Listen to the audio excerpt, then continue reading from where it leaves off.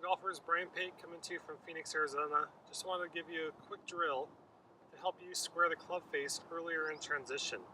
So if I put my club next to me, I'm just going to use my fingers out in front of my body.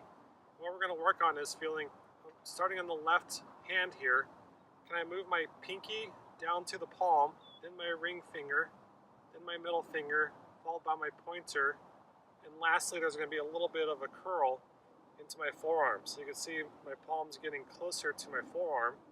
If we do that same motion in the right hand, we're going to go pinky, ring finger, middle finger, index finger, but now we're going to go back of the hand to the back of the forearm.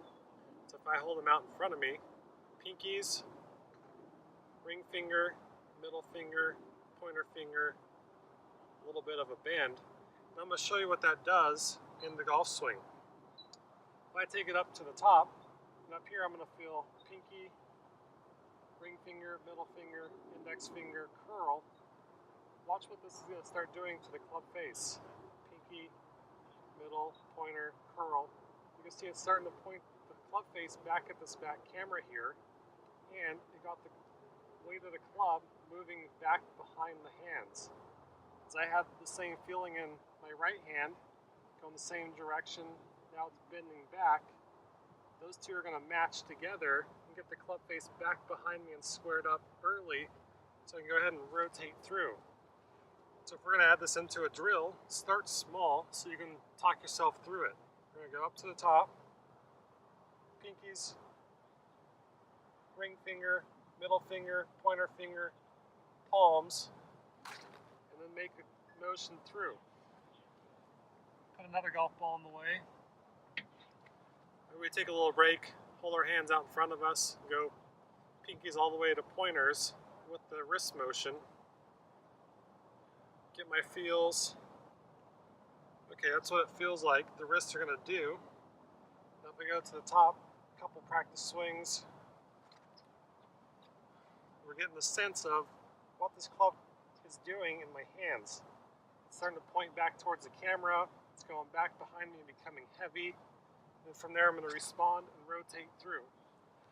So let's see if we can do it at a little bit quicker speed. Top, roll through. You can see those golf balls are starting a little bit towards the right, trying to fall back towards the left. As we get better and better at creating that feel, eventually it's going to become nature to you. You're not going to have to think about it. But as you're thinking, go at a slow speed where you can think about it. And as that starts becoming more and more natural, you can go ahead and speed it up a little bit.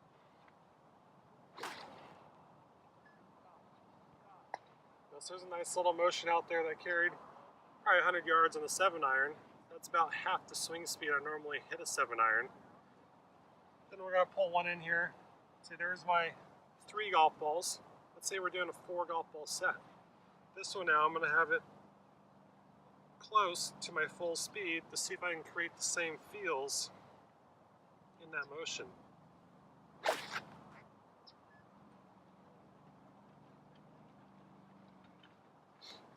So I felt nice and patient from the top, feeling like the club was working how I wanted it to. Once I felt the weight of the club get heavy, I responded and rotated. So my power wasn't coming straight away from the top, trying to pull down on it to create speed. You can see that's actually working the opposite direction with my wrist and the face opening up. Then I'm about to try and square at the bottom. I was feeling the club was getting heavier as I was going pinky, ring finger, middle finger, index, bend, and then I responded quicker with the rotation. So use this idea, getting the hands and wrist to work correctly. This is something you could do sitting around the house, driving on the freeway, getting those feelings at pinkies, ring finger, middle finger, pointer finger. Use this drill to help you get the feeling how the hands should operate and the wrist should operate in the swing to help square the club face early.